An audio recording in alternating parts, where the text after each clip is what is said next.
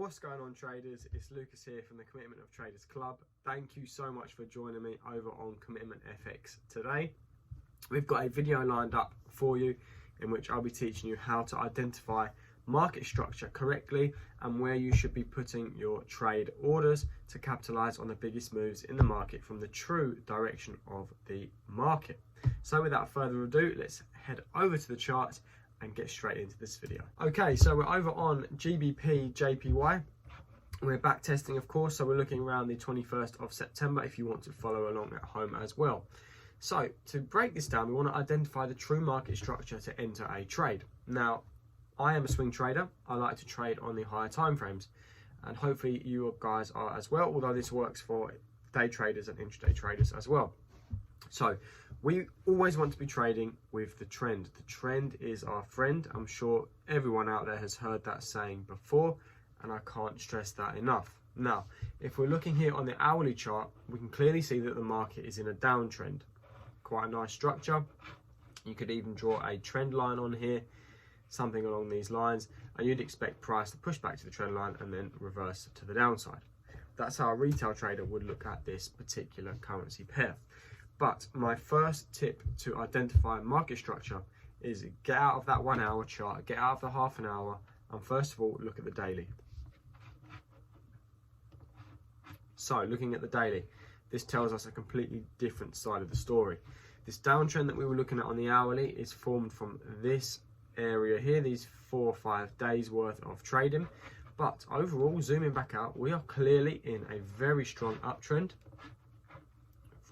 We'll take the trend line from around here, and we're now coming in to our area of interest following this nice strong trend to the upside. So we're not in a downtrending market as per the 1 hour. So anyone who would have took a sell trade based on the 1 hour is more than likely going to get stopped out. So first thing you need to do when identifying the true direction of the trend is zoom that chart out and have a look at the higher time frame. So now that we've identified that the market is in fact moving to the upside, we can clearly see that there has been a push to the downside or a retracement, which is forming what we would call a flag pattern. So we've got a series of lower highs, but on the same hand, we've got this area of interest here in which the market is failing to break below. Now, what this pattern tells us is that at some point the market is going to expand highly to the upside or to the downside, and we want to capitalize on that expansion because it gives us a huge profit and pip to reward ratio. So how do you identify if it's going to move up or down? Because we don't want to have a trade going in the wrong direction to be stopped out and lose the opportunity. Well, what we need to do here is again identify market structure. So we've identified that the market is moving to the upside. It's failing to break below this area here around the 149 zone. And what we can gather from that is there are some strong buy orders in this area. So retail traders or even institutional traders have got buy orders in this area waiting to push price to the upside. But to confirm our bias, we want to go and check out the COT data. So heading over to the Commitment of Traders Club, we're trading GBPJPY. So we'll go over to the Commitment of Traders reports. We'll head over to, let's go on GBP first. And again, we are trading around the middle of September. So middle of September, 14th, we can clearly see that the past week, the institutions have closed out a very large number of short orders and opened an equal amount of long orders. Now this is therefore pushed from negative -24 orders to the short side to plus 4.5 to the long side. This is a clear indication that the institutions, banks and large traders out there are looking to long the euro. Again, the Commitment of Traders reports are GBP against the dollar, but we just take that in isolation and say they are longing the GBP in this instance. Again, we want to check out what's happening on the JPY. So we go back, head down to JPY, and see what's happening around mid-September. Mid-September, we can see that the institutions have closed out a large number of short positions and also a large number of long positions. This is probably a profit taking what happened on the USD JPY, but overall net positions are massively to the short side. We've got minus 60k positions to the short side. So this is a clear indication that the overall order flow of the institutions is to sell JPY and currently buy the GBP. So with that in mind, we go back over onto the chart and we translate this into our chart, and we can suggest that the market is not going to melt to the downside as per the 1 hour was suggesting, but is actually going to break above this previous lower high and continue perhaps to our major level, which I've drawn on there already. Fantastic. We know that we are in the right side of the market. We're trading with the trend. The overall trend on the daily, and also if you zoom out on the weekly, will be to the upside. The short-term trend we've identified will also continue to the upside because the banks and institutions are longing this pair. Fantastic. Now we need to get our entries on point. So I've identified the market trend. Now we need to find our entry. So looking now down on the 1 hour where we first began, we can completely ignore this downtrend. And what we're looking for now is the spring in which the markets makers, the institutions, the banks are going to trigger the retail traders out of their positions and gain that liquidity to push the market to the upside. Now, for those of you who are unsure what I am talking about, there are going to be two types of traders in this market. The first trader is the retail trader who is looking at the 1 hour as their higher time frame and is clearly looking to short this market. So they will have an order which will look something like this. They'll think, great, we've retested here. I'm going to put a short order here, stop loss above, and take profit wherever down there, let's say. And then you're going to have the smart traders who have done their homework and identified that the higher time frame is a push to the upside. They're going to see that the previous low was here. Again, look, if we draw it along, it is a major level. Here is our previous lower low and our major level. So they will have an order to buy around here. Now you can see what happens, but let's zoom it back out again. If we were looking from previous, so they would have had an order to buy here. Again, on the daily, it's a major level. We've identified that already.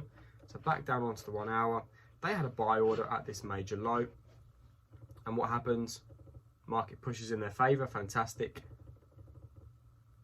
And then plummets immediately and stops them out below the major level, which is unanticipated for those smart retail traders who did their homework. So they're already out of this trade. Now, why does the market push lower than anticipated or lower than it should? Well, that's because the banks and institutions know where your stop losses are. They know how retail traders trade. They know they're looking at the major low. They know they don't want to risk a huge amount of pips. They've got a very tight stop loss just below market structure. And that's where all the stop loss orders are hanging around. So what do? They make price come down and tap you out. Okay? People who had a short order there, if you're a retail trader looking on the smaller time frames, fantastic, you're in the money. And shortly you will also be stopped out, no doubt. So this is where we were previously, and we'll keep this trade running for the retail traders out there. So to identify where we can enter the trade, we know that the trend is going to the upside, and now we need to identify wick rejections and candle formations, technical analysis to identify when we can enter. Breaking this down, we have violated our previous lower low, but the interesting candle here, and for everyone that you need to take note of, is this large bullish candle immediately after the bearish candle. Okay, now from a institutional perspective, this triggers out all the stop loss orders that were in this area here. The immediate push to the upside is that quick reaction from the institutional order block around this area. An order block is where they've placed their orders, their pending orders to enter into the market. They want the price to reduce back down to this order block, stop out the retail traders who have their stop losses around that area for them to continue to the upside. So this is where they gain their liquidity to push price in the direction which they want it to go. And we can see this from this huge bullish candle followed immediately after the huge bearish candle. That's how we know that we're in the area of the order blocks. Now, unfortunately, where we are currently, we have missed that particular opportunity. We could have had a trade, a pending order here, but again, there's no way of telling that that's where it's going to be. So reading the chart, we've seen this order block has now been fulfilled, so we know the institutions are in this trade. So what we need to do is we've identified already that this was our area of interest. To get that confirmation we want to enter this trade, we want to see price break above, come back for the retest of the actual key area which we're interested in, and then continue to the upside.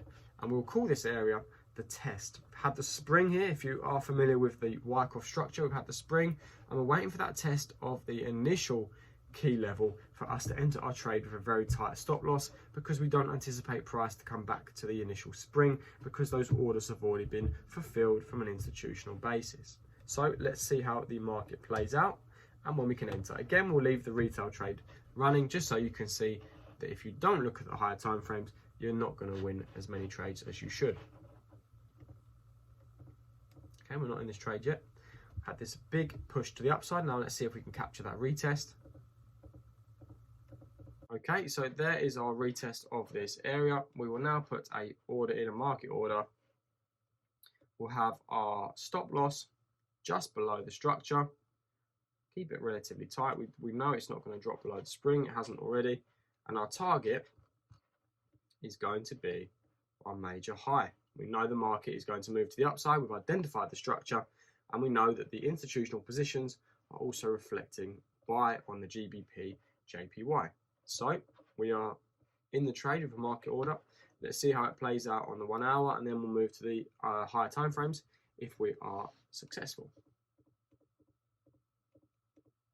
Okay, we were sitting in a little bit of drawdown there for an hour or so, but things are not looking good. Okay, fantastic. It's going our way. So we're going to zoom it out onto the 4 hour. Where would I look to have this as a risk-free trade? Probably when we break above the previous high. Let's drag that along and let's see how the market plays out.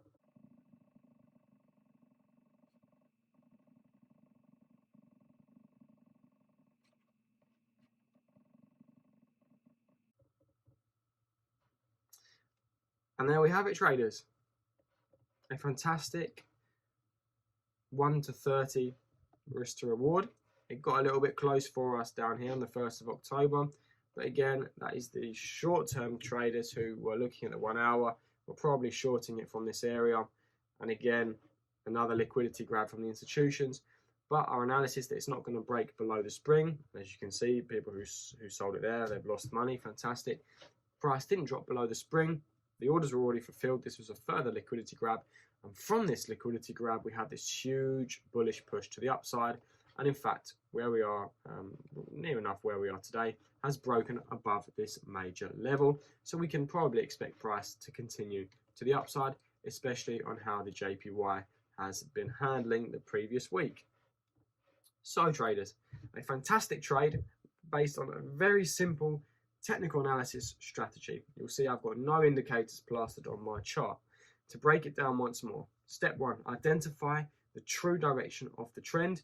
There's no point looking at the intraday timeframes, the 1 hour, the 15-minute. You need to look at the higher timeframes, so the daily and the weekly. Second point, identify market structure. Find out where those key levels are, which we did.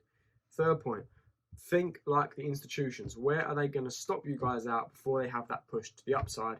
And the fourth and most important point is look at the COT reports to understand where the banks and institutions are in fact moving their money. And if you're not yet a member, head over to Commitment of Traders Club. I'll leave a link down below. Become a member and get access to the clearest COT data out there. With all that said and done, traders, I hope you found this video useful. It was a very sweet and easy trade, which I hope some of you did take previously. It was one that our club members took. If not, join the club, get access to all the data you need, and we'll see you guys in the next video. Bye-bye.